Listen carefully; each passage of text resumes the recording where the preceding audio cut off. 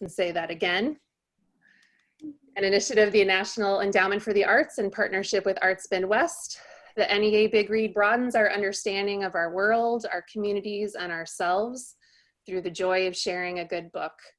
Shake Rag Alley is honored to be one of 78 nonprofit organizations nationwide to have received an NEA Big Read grant to host a community reading program during the 2019-20 award year.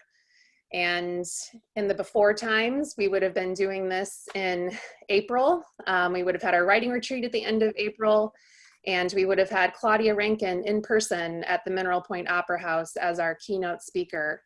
But then everything changed, and here we are wrapping up our spectacular virtual writing retreat, and very much looking forward to this second event of our NEA Big Read. So thank you again for being here. If you haven't read the book and you'd like one, please email me or message me in the chat at any time during this presentation, and we'll be happy to put a bookmark in your own citizen pin, which I've been sporting all weekend. We'll put that in the mail to you this week. So distance is not a problem if you're not in the Mineral Point area. If you are, we have copies in our little free library, in our office, at our Chamber of Commerce, and at the Mineral Point Public Library. We also invite you to please dial into our website to consider participating in other upcoming Big Read events, which are designed to further engagement with and conversation about Claudia Rankine's award-winning book. Those include book discussions. Some will be virtual, some we're gonna try in person. We have a virtual chapter book club that starts this Thursday. We're gonna go chapter by chapter for 7 weeks. We're dedicating Shake Rag Alley's monthly women's art party to a collage project based on one of the artists featured in the book. We have youth programs planned around books relevant to the themes of Citizen, and more to come as we continue the Big Read through November. And please definitely save the date for our November 1 keynote panel, Citizen Author and the American Story, at 3 p.m. Sunday, November 1st, which is a collaboration with the social justice writing workshop nonprofit Hypertext Magazine and Studio. And Christine Malrice is the founder and executive director of Hypertext, and she's somewhere in these Hollywood squares. So thank you, Christine, for being here and for partnering with us on that panel. Patty and Christine have both been incredibly helpful with that.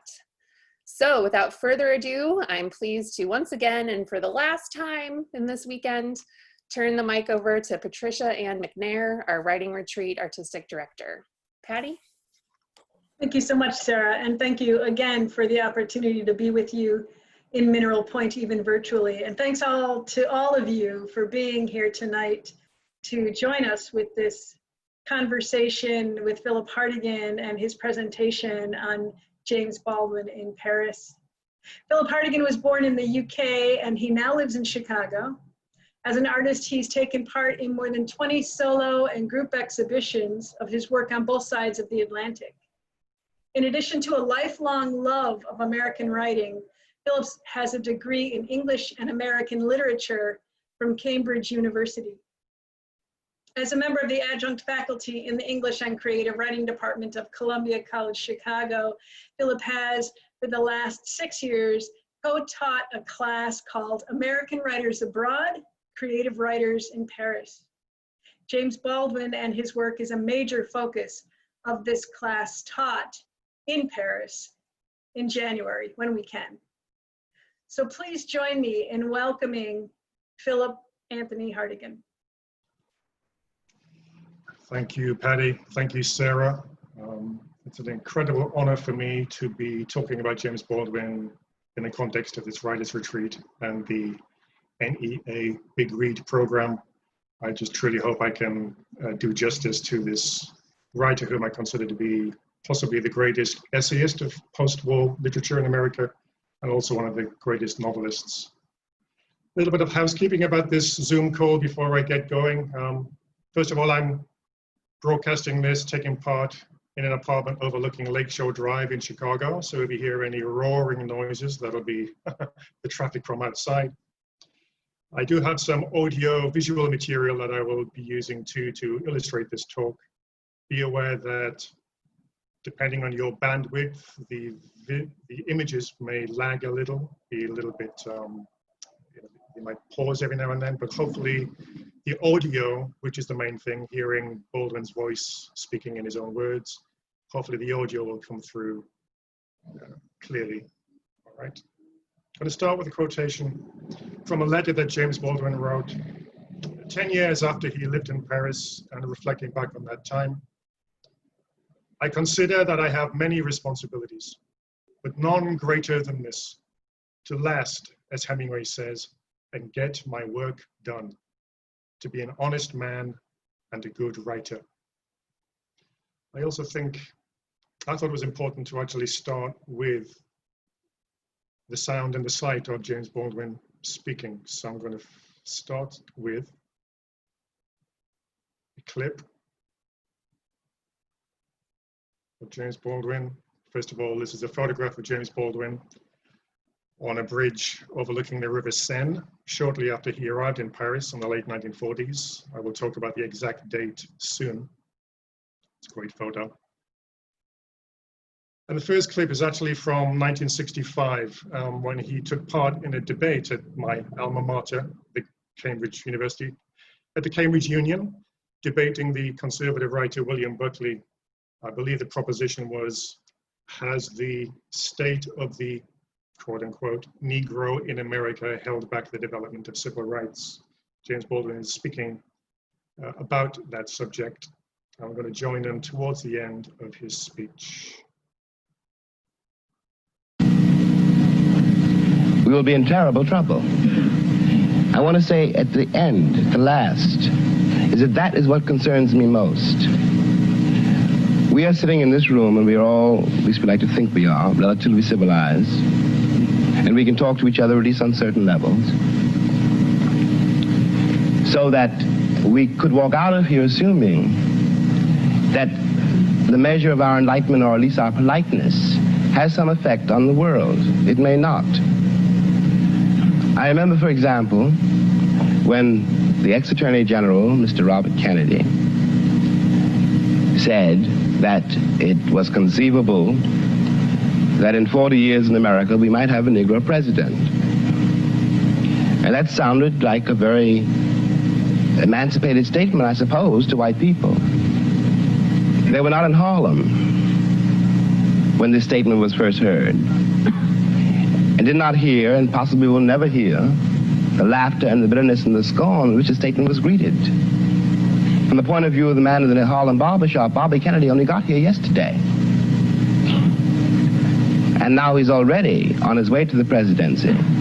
We've been here for 400 years, and now he tells us that maybe in 40 years, if you're good, we may let you become president. What is dangerous here is the turning away from anything any white American says. The reason for the political hesitation in spite of the Johnson landslide is the one has been betrayed by American politicians for so long. And I'm a grown man, and perhaps I can be reasoned with. I certainly hope I can be. But I don't know, and neither does Martin Luther King. None of us know how to deal with those other people whom the white world has so long ignored, who don't believe anything the white world says and don't entirely believe anything I or Martin say. Okay. So that is Baldwin in 1965. I particularly enjoy showing that clip to my students in Paris, again, just to kind of demonstrate the awe-inspiring eloquence of Baldwin. Largely when he gave speeches throughout the 1960s, he did it without notes. So you'll notice there's no hesitation, no umming, no erring, something that's quite difficult to do. And I think that does come from the fact that he was a preacher. At the age of 14 in Harlem, he found the gift for speaking extempore in the pulpits of churches in Harlem. He did that for like 3 years.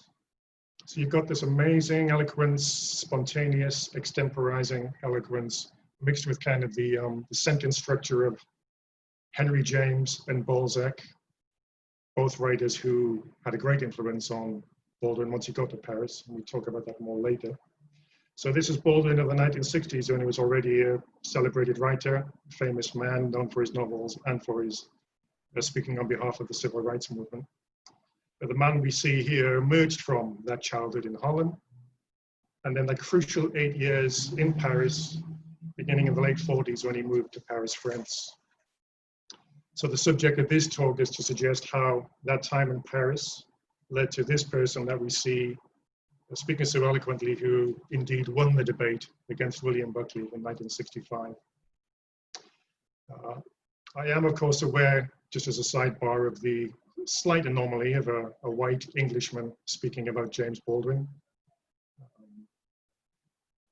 One of the amazing achievements, I think, of Baldwin's writing is first of all, the immense literary power and that ability of great writing such as his to, reach across the Atlantic thousands of miles and actually land with heavy force on the empathetic mind of a young guy in a little town in the freezing north of England. I've also been lucky enough to work with students in Paris, as Patty said, for the last 6 years, reading Baldwin, talking about his work, and then doing tours, visiting the actual sites in Paris where he lived and worked during his time there. So some biographical details. Baldwin was born in 1924 in Harlem, New York City. I mean, his childhood years alone could be the subject of an entirely separate talk. We could talk about his growing up without knowing his biological father, the fact that his grandmother, we're talking about 1924, was herself born in slavery. Just very few generations between the present day and that. Living in a large household with a loving mother and siblings, but a stepfather who was kind of beaten down by race and conditions in Harlem, irritable, unpredictable. I've talked already about the fact that he got religion when he was 14 and found a gift for speaking as a preacher, a teenage preacher, a bit of a prodigy in his early years. But then in 1944, he kind of gravitates to Greenwich Village. He wants to become a writer. Starts living the bohemian life there. Much of this experience we're talking about now is kind of like the molten lava that erupts in this volcanic explosion of his first semi-autobiographical novel, Go Tell It on the Mountain, which I think was published in 1953.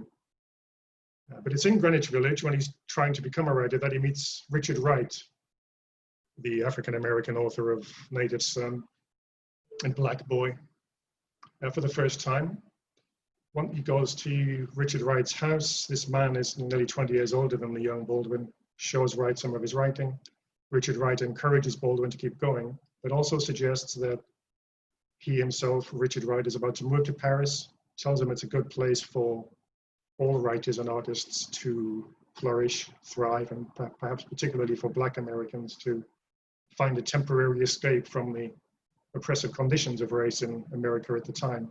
I mean, let's not forget, New York City may not have had the rampant Jim Crow racism of the southern United States, but the conditions in Harlem in New York at the time, from what I've read, were perfectly capable of crushing the will and optimism of Harlem's residents. So in 1948, the age of 24, Baldwin makes the move to Paris. And for the next approximately 10 years, he lived in France and Switzerland with only occasional visits to the United States.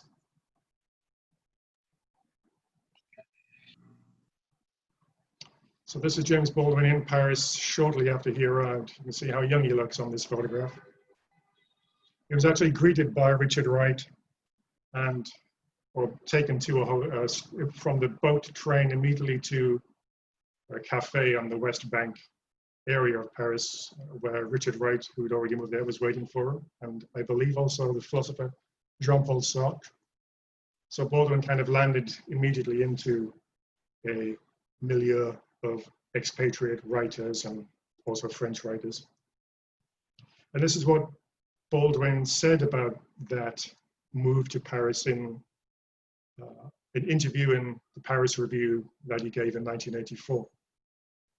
He says, "I was broke. I got to Paris with $40 in my pocket, but I had to get out of New York. My reflexes were tormented by the plight of other people.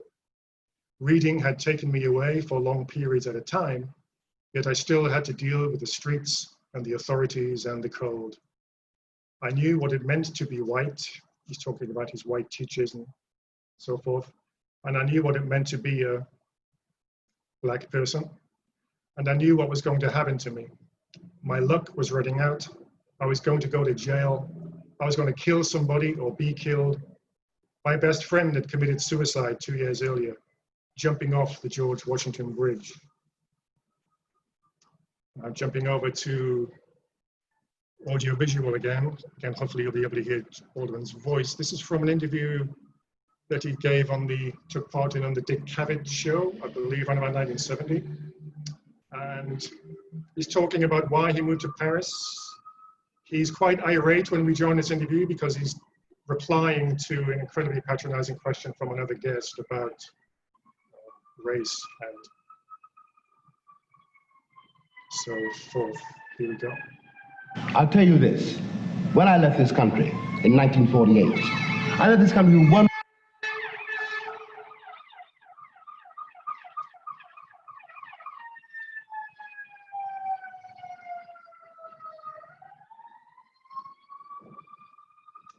And I let the sirens go past, and now we can hear James Baldwin talking about why he left for Paris.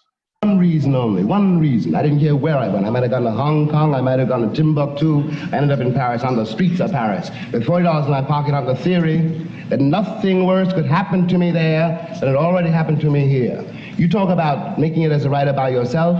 You had to be able then to turn off all the antenna with which you live, because once you turn your back on this society, you may die. You may die. And it's very hard to sit at a typewriter and concentrate on that if you're afraid of the world around you. The years I lived in Paris did one thing for me. They released me from that particular social terror, which was not the paranoia of my own mind, but a real social danger visible in the face of every cop, every boss, everybody. I don't know what most white people in this country feel, but I can only include what they feel from the state of their institutions. I don't know if white Christians hate Negroes or not, but I know that we have a Christian church which is white and a Christian church which is black. I know it's...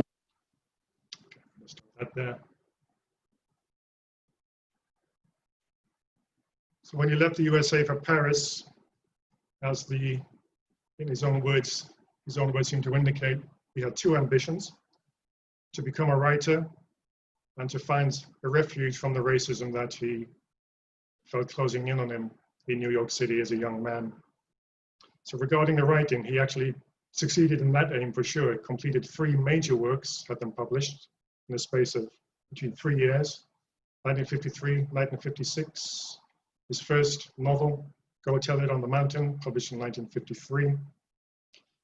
His second novel, Giovanni's Room, published in 1956. And in between, the first collection of essays and Notes of a Native Son. So his development as a writer took place in a city that gave him distance from the dangers of home. It also gave him time to embark on a sustained reflection of what it meant to be not just a Black American, but an American, in contrast to the life that he was living as an expat in France. In the letters and essays written in Paris, we see him constantly looking for answers to these questions. What does it mean to be a writer? What does it mean to be a Black American? And what does it mean to be an American?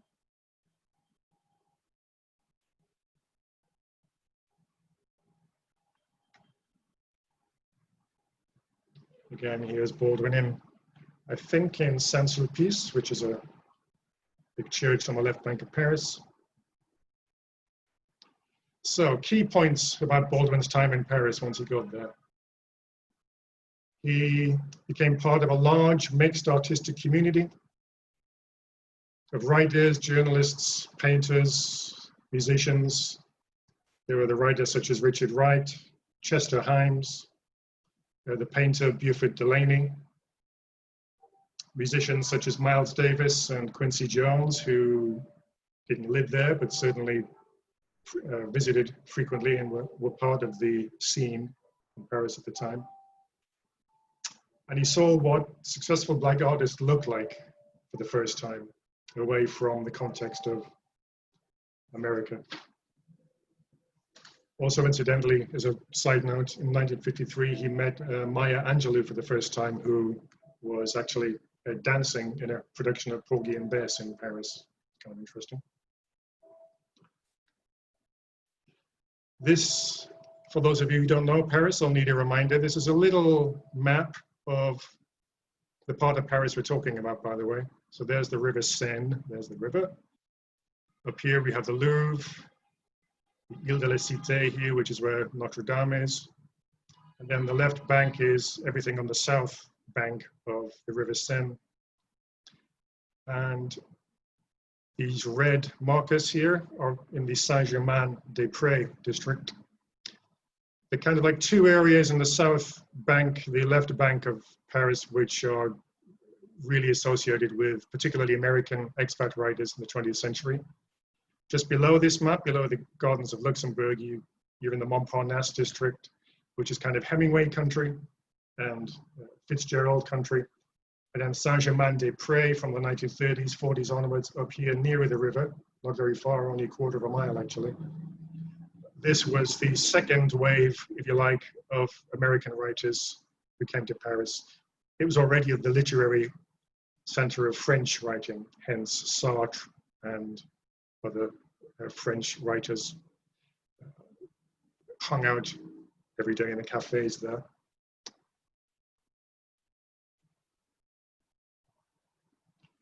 And these peers of Baldwin that we're talking about here, there's Baldwin on the left, there's Richard Wright in the center, Richard Chester Himes on the right, all living in Paris, much the same time and writing, getting published.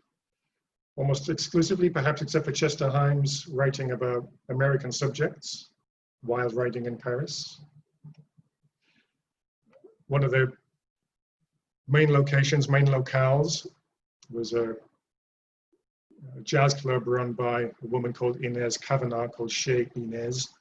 This is Baldwin sitting at a table in Chez Inez. So again, this is just one of there's about 5 or 6 jazz clubs on the left bank of Paris from the 30s through to the early 1960s, where mixed audience, of course, but they were particularly places where the Black expat community tended to gather.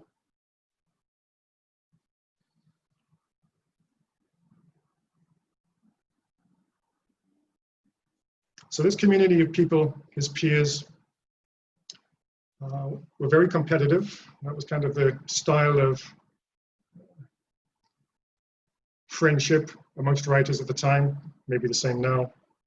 But then enabled Baldwin to test himself against these other writers while he's doing his writing. You know, make comparisons, become a rival to them, and sometimes try to overturn the image of the hero of the generation that came before him. There's a very notorious, well-known argument he had with Richard Wright about the subject of writing a so-called protest novel. In fact, one of the first essays in Notes of a Native Son written by Baldwin there was called Everybody's Protest Novel. And it wasn't just attacking Richard Wright, but certainly Richard Wright took it as an attack on his form of writing. Baldwin later claimed that this essay was, quote, a beginning of my finding a new vocabulary and another point of view. He certainly, as we know in his nonfiction, became heavily associated with, if not protesting himself, then channeling the voice of protest in the United States. But from the very beginning, he always wanted to try and reserve a space, I believe, for fiction as an art form that can take its own path, without being, as he called it, corralled into one form or category or another. I'm actually going to skip a photo here, so I'm not looking at the same things. As I said earlier, mentioning Henry James, one of the greatest influences on his style as a writer at the time was James. He was introduced to Henry James by a journalist, an American journalist living in Paris at the time. And Baldwin fell completely in love with James's writing. So Henry James, the American novelist, also an expat, although he would have turned his nose up at the term. Novels such as A Portrait of a Lady, Princess Casamassima, Wings of the Dove. Baldwin absolutely studied the immensely complicated sentence structures of Henry James's late fiction, particularly. Now, when we read Baldwin's early novels, we perhaps don't really see that much Henry James, but I think there is a marked connection between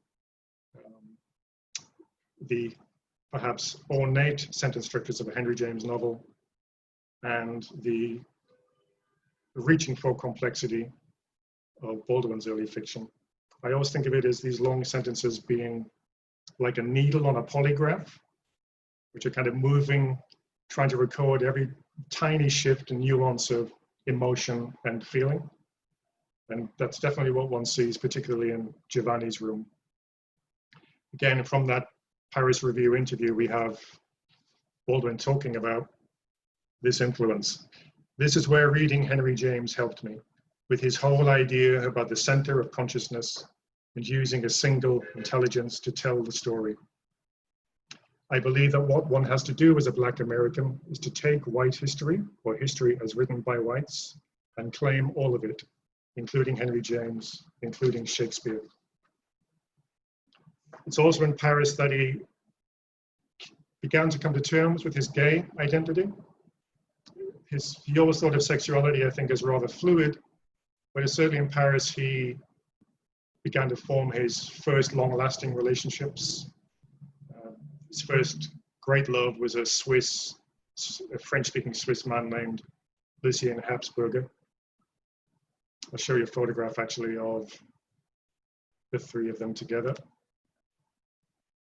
That's Richard Wright. Here we go. So there's Baldwin on the left, in 53, Buford Delaney, the painter in the middle, and there's his first great lover, Lucien, on the right. And in fictional terms, Giovanni's Room is the novel that emerged from this grappling with new literary forms, new attempts to try to marry the experience of his life in Paris with this conflicted sense of what love is and where to find it. If you haven't read Giovanni's Room, it is the story of an American who's living in Paris. He has a girlfriend, goes to Spain. David has already had a sexual experience with a man in America, decides he doesn't want to do it again, but falls in love with a French man he meets in a bar in Paris. The titular Giovanni's Room is the room where this young Frenchman, Giovanni, lives. There's a wonderful section in the middle of the novel where David, the central character, and Giovanni sort of live together. It's kind of like a macrocosm for their life, the life in Paris, and their love. I won't tell you how it ends, but needless to say, it goes tragically wrong. I found a recording of James Baldwin reading from chapter 1 of Giovanni's Room, and this is a passage where the central character is reflecting on that moment in his teenage years where he first has a physical connection with somebody, another teenage boy, a friend of his.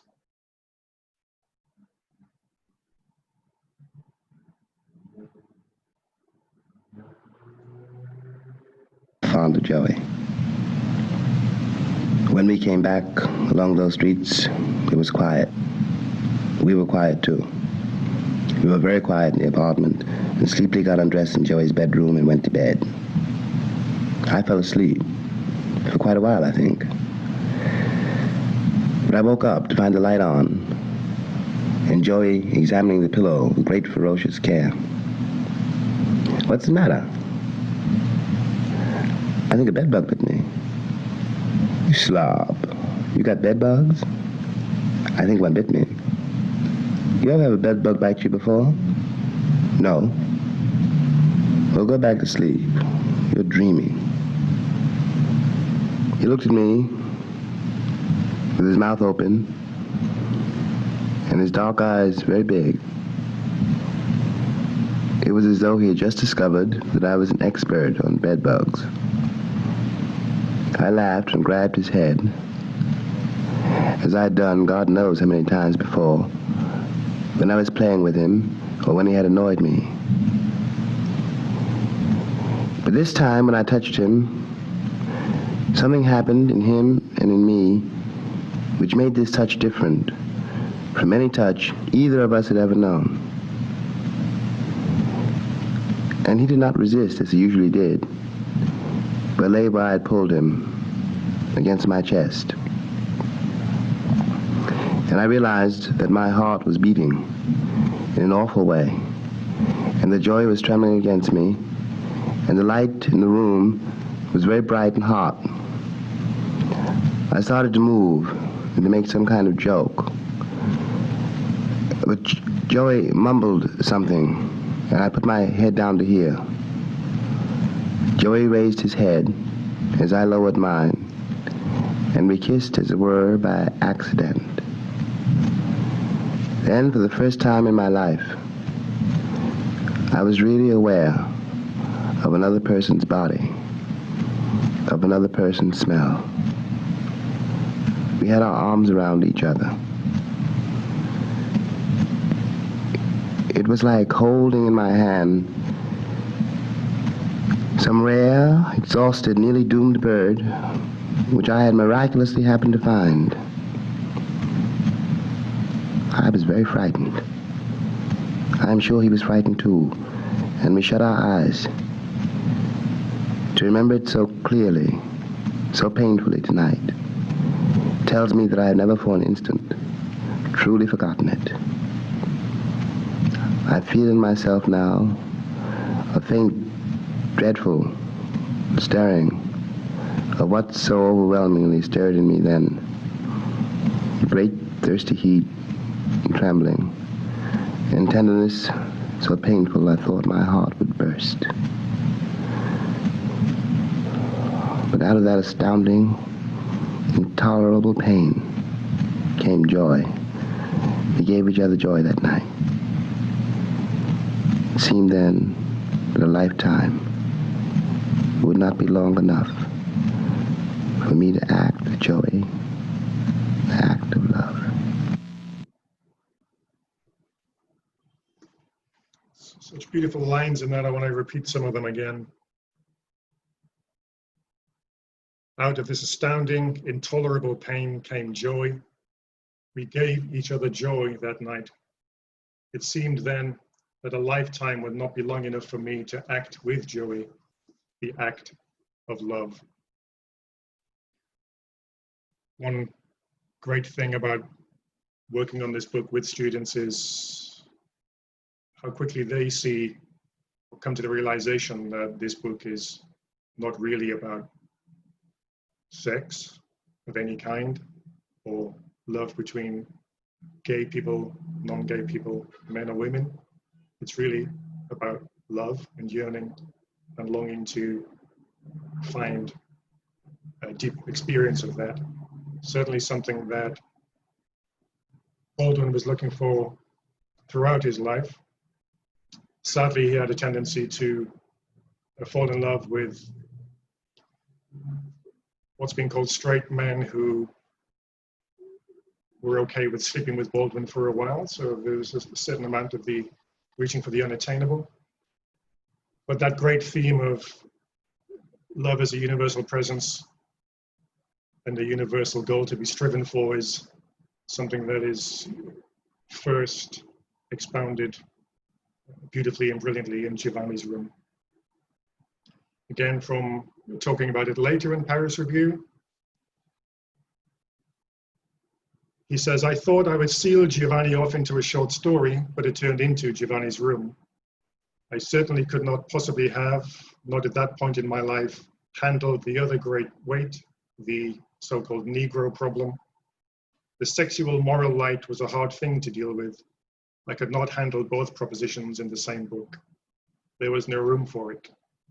I might do it differently today, but then to have a black presence in the book at that moment and in Paris would have been quite beyond my powers. So in fact, there are no major black characters, if any, at all in Giovanni's room. As far as I know, it's the only one of his novels where to feature predominantly or exclusively white set of characters.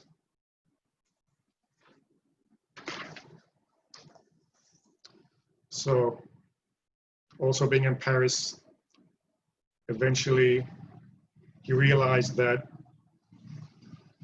he could never truly be an expat, a permanent expat, to cut himself off entirely from the American heritage of literature and this thorny, complex, in his case, potentially lethal question of race in America. He found temporary refuge from that. He'd found the space to write.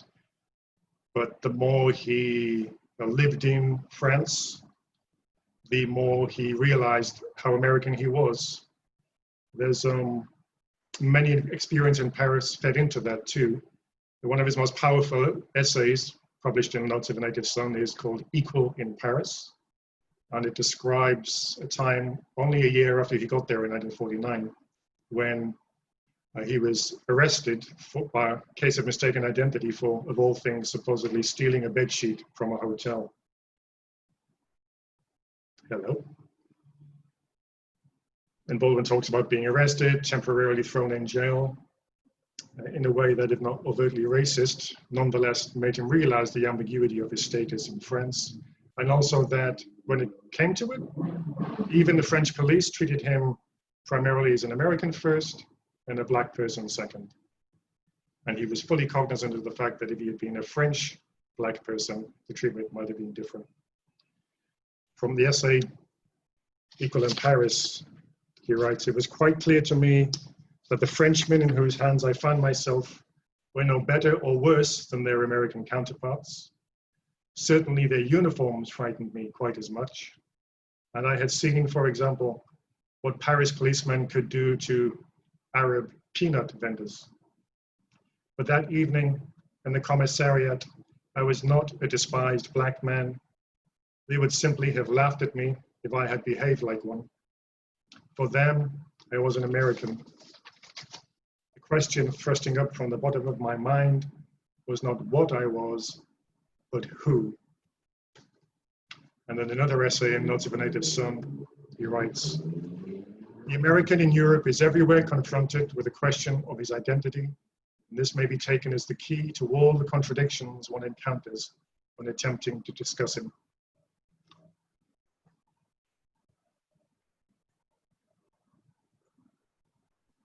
Sharing again. Nope. So a lot of the writing that Baldwin created in Paris was written in cafes.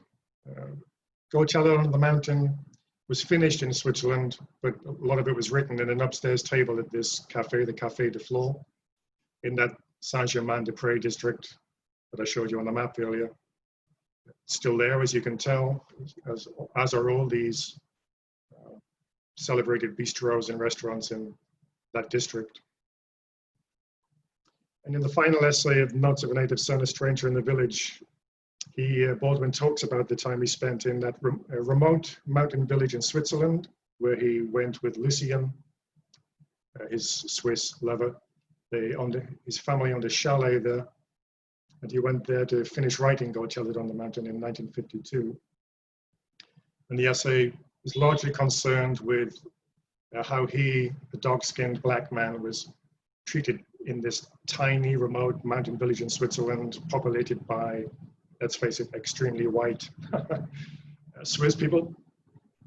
And this in turn leads him to a reflection on his position, his status as an expat. By this time, he's been in America for 4 or 5 years. And he says, of that experience, the time has come to realize that the interracial drama acted out on the American continent has not only created a new black man, it has created a new white man too. No road whatever will lead Americans back to the simplicity of this European village where white men still have the luxury of looking on me as a stranger. I am not really a stranger any longer for any American alive. One of the things that distinguishes Americans from other people is that no other people has ever been so deeply involved in the lives of Black men and vice versa. This fact faced with all its implications, it can be seen that the history of the American Negro problem is not merely shameful, it is also something of an achievement. It is precisely this Black-white experience which may prove of indispensable value to us in the world we face today. So essays like this show Baldwin grappling with race and also grappling with a way to make a safe return to Paris, from Paris to the USA. Despite his statements of using Paris as a space, a place to rest, develop as a writer, I mean, the thoughts of race were always impinging on his mind in Paris. For one thing, he more or less made a living until his early novels started to sell by writing essays for American magazines, and he was pretty much always given the African-American novels to review, asked to comment about race relations in America. But from the beginning in 1954-55, he could no longer really ignore the breakthrough or the resurgence, I guess it should be called, of civil rights at the time. You know, we have the Brown v. Board of Education, a decision by the Supreme Court, early 50s, is it 54, followed a year later by the Supreme Court enforcing school desegregation. Rosa Parks is arrested for refusing to give up a seat to a white man on a bus, and then a bus boycott is organized in response to that by Martin Luther King, who was a 26-year-old Black minister at the time. Emmett Till was killed in a horrible racist murder, and then his killers were acquitted. All of these things hit Baldwin particularly hard around about 1955-56, when he was finishing Giovanni's Room. It got published in 56, was an instant success. For the first time in his life, he actually had money. And thinking about this, what was going on in the southern United States, realizing now that he had developed to a point where he could perhaps return to the United States as a well-known writer, but as a more developed human being. He began contemplating around about 55, various projects that would enable him to do a tour of the United States, the southern United States. I believe he contemplated writing a biography of Booker T. Washington. He began, but never proceeded with a so-called slave novel. He considered writing a study of post-Civil War African-American literature. But then in 1957, the Partisan Review, which is one of the bigger American magazines at the time, asked him if he would undertake a tour of the southern United States to write for the magazine an up-close, first-person observation of what was happening down there. And Baldwin was already breaking up with his second lover at the time. He was ready to go back to the States, and in July, I believe, 1957, he set sail for New York. And that really does mark the closing chapter of his time in Paris. His biographer, David Leeming, puts it this way: the early years were over. The prophet had served his apprenticeship. He was returning as a somewhat notorious but clearly successful writer to the place where one of the central dramas of the 20th century was being played out.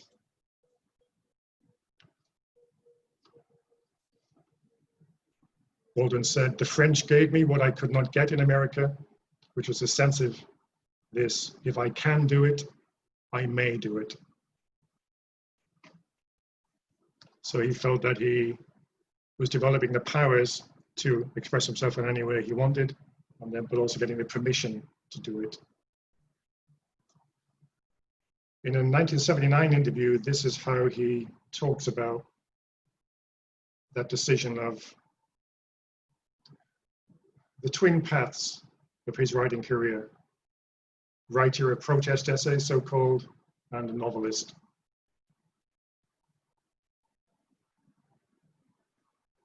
You wrote Giovanni's Room, you wrote Another Country, which were not basically about black-white relations. Well, you see, I didn't want to be corralled into being merely a black writer. I didn't want to be condemned to being a kind of folklorist and write Go Tell It on the Mountain forever. You know, I wanted to see what I could do. You know, and I had to deal with the world, really. The world begins with you. And all the things that frightened me, tormented me. I had to find a way to live with. I had to find a way to overcome. I had to find a way to use it. I had to find a way to be happy. I had to find a way to move beyond the category of the victim. And so you thought it was important. Okay, that was actually the wrong part of the clip. I'm going to move on to the point where he's talking about being a writer. Here we go, and it's here. Two ways of being a writer. One of them is to, in some sense, pacify, confirm, corroborate the general public sense of reality. And the other way is to attack that and disturb the peace. So this is necessary, and it's going to be necessary for as long as you can see into the future. Until a day comes when we learn to trust each other more than we do. Disturbing the peace. I think that's what Baldwin does in both his fiction and his non-fiction. The Fire Next Time was the collection of essays that came out of that first trip, or began with that first tour of the South in 1957. And by then he was letting the fire emerge more clearly in his writing. He had the confidence to do it, but he also had the justifiable, perhaps, rage to do it too. Again, in the Paris Review interview, when he asked if he made a distinction between his fiction and protest writing, he said, "I thought of them both as literature and still do. I don't see the contradiction which some people point out as inherent, though I can sense what Ralph Ellison, among others, mean by that. The only way I could play it, once indeed I found myself on that road, was to assume that if I had the talent, my talent was important. It would simply have to survive whatever life brought. I couldn't sit somewhere honing my talent to a fine edge after I'd been to all those places in the South and seen those boys and girls, men and women, longing for change. It was impossible for me to drop them a visit and then leave."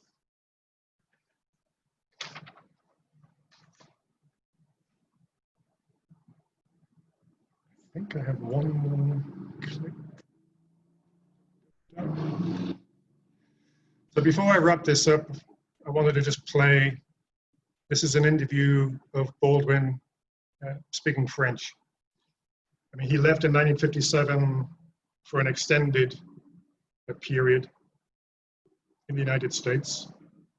I mean, he moved around Europe in the 1960s, tried to live for a time in North Africa. But eventually he always came back to France, and in the 70s he pretty much settled in France, the south of France, and spent his last years there. And I just wanted to play this clip just because it's kind of nice to hear, of Baldwin speaking in French. There's no need to even understand what he's saying, but you get a sense of how good his French was. On avait, comme écrivain, comme intellectuel, une certaine responsabilité. C'est exactement comme la responsabilité d'un camionneur ou quelqu'un qui s'occupe de la terre. Nous sommes responsables chacun pour l'autre. J'ai un certain rôle à jouer dans ta vie et vice-versa. Et je n'ai pas le droit d'être irresponsable à ce titre-là. Et c'est ça qui m'avait frappé. Ils ont décidé d'être sécures. Ils ont décidé que leur respectabilité était plus importante que leur honneur. Et comme You speak any French at all, you'll realize that that's pretty darn good, as you might say.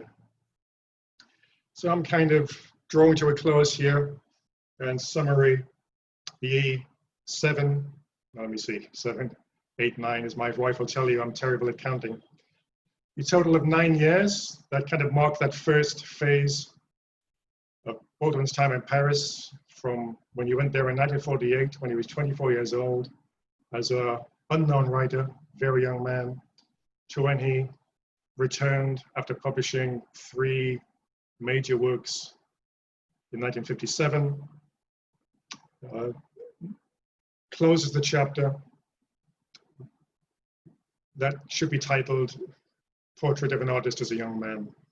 It's the development of Baldwin realizing the powers of expression in literature that he had, realizing that he could actually confront and return to America and find a place in the struggle to realize the humanity of Black people, not remotely underestimating the difficulty of that, but feeling up to the challenge finally. So that concludes the material that I have. I will love to answer any questions or any thoughts or comments that you may have from what you've heard over the last 45 minutes.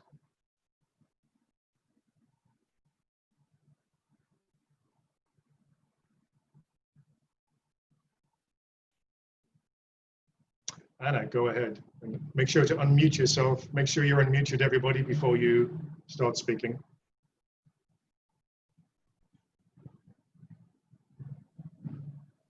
Well, first I have to thank you very much, Philip. That was very enlightening, and I really did not know his work. I never read him, and now I will. And I love Paris, but it's wonderful to see how the Black artist, whether writer, singer, dancer, was successful in Paris. And that's one of the reasons I love Paris. But now I'm going to go back and read Baldwin. And I thank you so much for the very entertaining, interesting thing for an idiot like me to not having known him. I've known other writers because that's been my life, but not him. And it was wonderful to hear about him. Thank you so much. Thank you, Anna. Thank you for that. Any thoughts, any comments, anybody? I'd like to ask you a question, Philip. Yeah. Why do you suppose Paris became the place for especially Black Americans to go? I know that musicians that I've known have chosen Paris on the heels of others who did it, but some also picked Sweden. I know Eddie Boyd, the piano player from Chicago, settled there. Why was Paris the place to go? Because the precedent was set in the 20s, perhaps? Well, actually, in a way, much longer even before that. I mean, I would say the precedent was set in 1789. Oh. I mean, the political, social, cultural connection between America and the United States really does go back to the 2 revolutions that happened in the same decade. I mean, the French Revolution was absolutely inspired by the example of the American Revolution. Mm-hmm. So this is a drastically reduced version of this history, of course, but French people always had a fascination with America because of those founding principles, which they believe they shared in common. All the way through the 19th century, you had American writers of actual, mostly white, but some Black people too, visiting Paris, living in Paris. The 1920s, the 19th century, 20th century, that would absolutely be because of the aftermath of World War I and the American army being in Europe and the GIs hanging around because the exchange rate was phenomenally good for the dollar at the time. So, I mean, the cafe culture, the bistro culture that these guys fitted into, and women, was already there, right? For French artists, Spanish artists, Picasso, frequented many of the same cafes, Montparnasse and Saint-Germain-des-Prés. So, but that's why the Americans were there in the 20s onwards, Hemingway, Fitzgerald, and so forth. They were either there because they served in the US Army and they stayed around. They could afford to because of the strong dollar. And particularly Black artists were given or granted a form of license, that is freedom of movement, that they just simply didn't have in the United States at the time. Yeah. I mean, there's no question that this would be centered largely on Paris, a big city where it's always welcomed foreigners, prided itself on its cultural openness, particularly in the 20s, 30s, 40s, 50s. So it's easy to be anonymous there, yes. And you have that kind of long history of this kind of special status as an American, whether you're white or you're Black. So in a nutshell, I think that's how that's why they were there and how they were able to flourish, because, you know, they could just, Black people, again, to my knowledge, there's always a caveat here, given my cultural origins and assumptions, of course, but, you know, just the ability to just take a deep breath, relax for a little while, and just think about something else, yes? So I hope that answers your question. Yes, Sarah? Philip, I was fascinated when you showed the map and you were talking about the Hemingway neighborhood, Yeah. and where James Baldwin spent time. Did their paths cross? Was there interaction among American writers, whether, you know, Hemingway, Fitzgerald, or whomever? Certainly in the pre-war era, the pre-Second World War era, yes, a lot of mixing. After the Second World War, when you get that second wave of writers, not so much. I think people were, because Hemingway had already left France by then. Sure. And Hemingway's figure loomed so large and was kind of becoming a bit of a cliche by then too, you know, the hard drinking, staying out all night. So a lot of people, you know, Baldwin lived the bohemian life when he first got to Paris, yes. You know, this red dot at the top of this map here marks the spot of the first hotel where he lived, which is a complete dive, a complete flea pit. Most of the rooms were rented by this kind of irascible Corsican woman to a collection of artists, and they were always broke. If somebody couldn't pay the rent, they just moved into the room next door, and vice versa. If somebody needed a typewriter, they would borrow it from the person next door. There was nowhere to eat or write in these hovel rooms, so that's why they always spent the most part of every day and night in the cafes, because that was a place where they could write, and then the dinner and party would start in the evening. But I think they were always aware of not trying to repeat the Hemingway cliche of the pre-war years, yes? So generally speaking, no. I think in the post-war era, there wasn't any mixing between those generations, as far as I can tell. They were trying to forge their own path and create their own work in their own voice. I mean, that's why I think, that's one reason why I think Baldwin had that bust up with Richard Wright. He still had a lifelong friendship with Wright until, you know, right until Wright's death in, was it the 70s perhaps?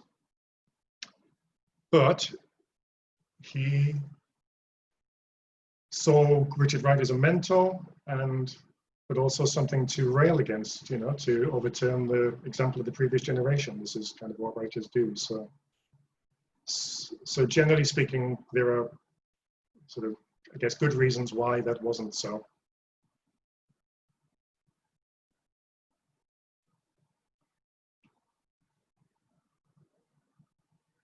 Any more questions? Anything? Any thoughts?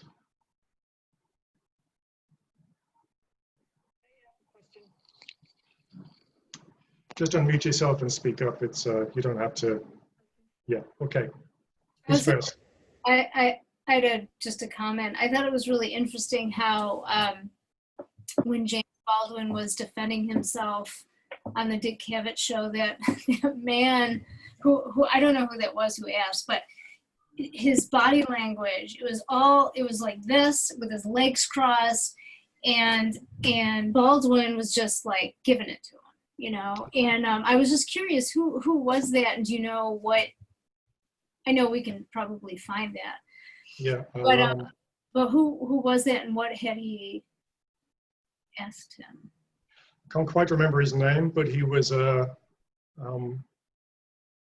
academic or historian of some sort. Yale, perhaps, an elite Ivy School academic. Anyway, I may have got that wrong, but series of questions that precede that clip I showed you were pretty much this man denying that there was even such a thing as a race problem in America. Kind of sounds familiar, I have to say, to current conditions. So yeah, that was the general tenor of the questions that led up to that, and finally Baldwin, snaps and it gives him a well-deserved lecture. Mm-hmm. Yeah. Patty, were you about to say something? Can't hear you for some reason.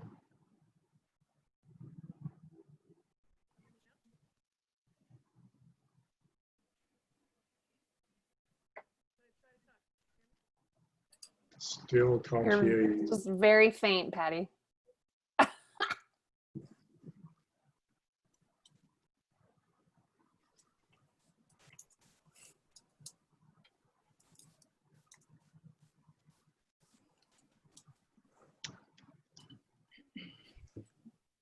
Anybody hear that?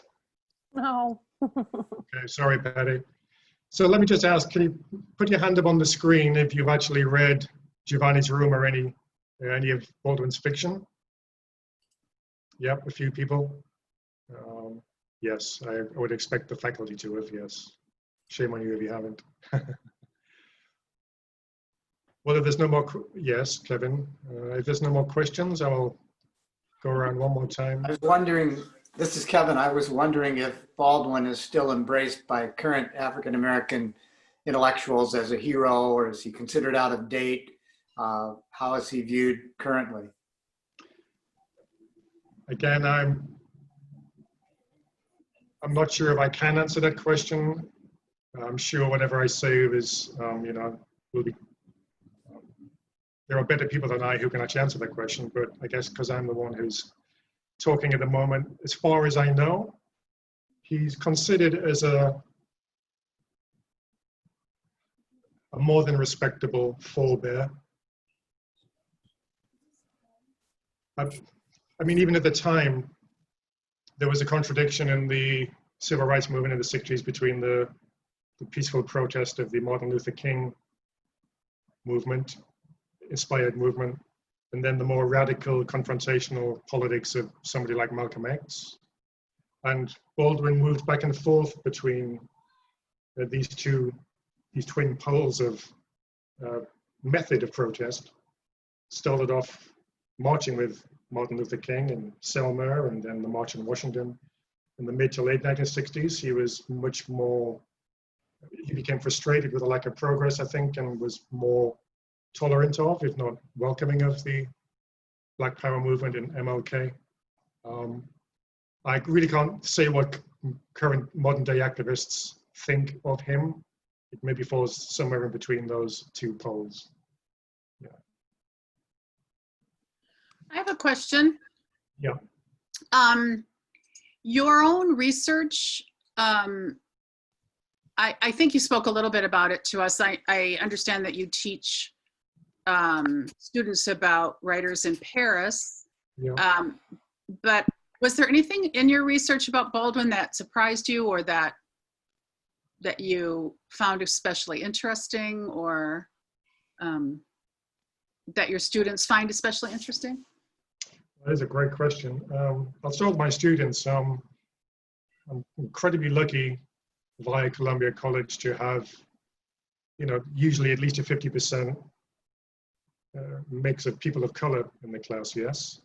So, I mean, it might sound patronizing to say this, but it is an immense privilege to be with African American students in Paris, almost all of whom, despite their relative youth, 18, 19, 20, have read Baldwin, are very eager to talk about him. And, it means something. It means something to me to visit the places where my hero writers worked, lived, drank.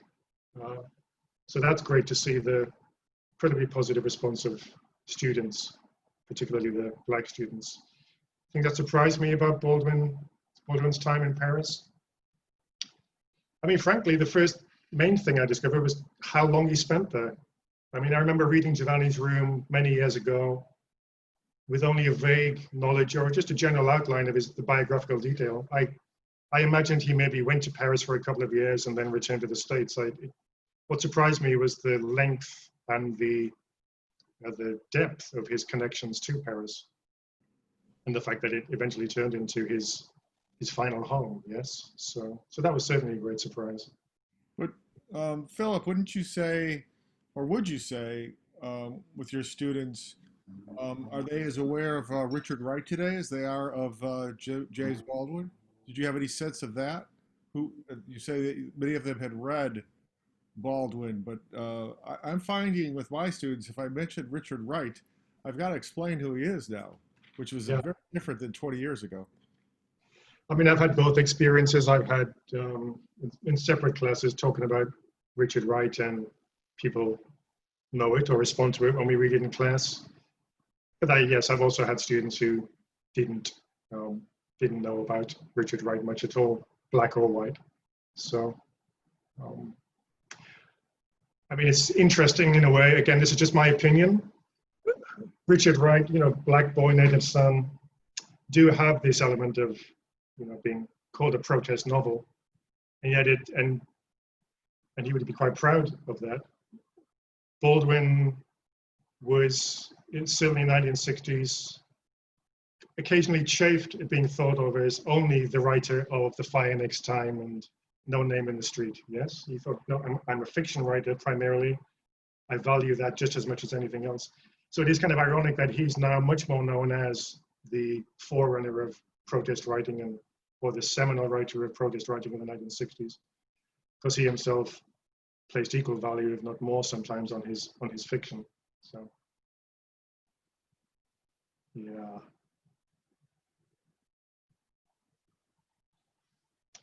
Well, everybody, unless there's any more questions, I want to thank Sheikh Ragali and the NEA Big Read program and all of you for attending and making possible this talk. If you haven't read Baldwin, or if you have, I hope that this talk was informative, primarily, entertaining, hopefully, and that it will leave you with a desire to read or reread works by one of the greatest prose stylists and humanitarians of the American letters in the late 20th century. Thank you all. Thank you, Philip. Merci beaucoup. De rien. And thank you all again for joining us tonight. Thank you, Patty, Philip, Sean, Christine, Sarah, Christy, Justin, for a fabulous writing retreat. And I hope you'll all take the opportunity to engage with our NEA Big Read as much as you can now through November. And we hope to see you on November 1st for our keynote. Have a good night, everybody. Thank you.